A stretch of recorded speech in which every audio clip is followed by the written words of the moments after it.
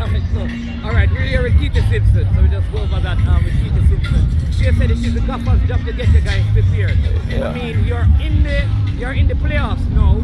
Are you looking to finish at the top so you can avoid going to the playoffs? And what is the objective for the end of the season? Well, as all every season, our objective is to finish in the top 2.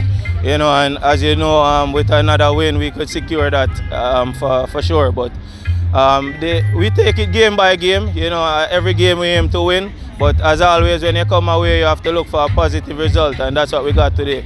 Wonderful. And I mean, what was the experience like in the Caribbean Club Championship for you? As always, it's a great feeling, you know, especially for the younger guys.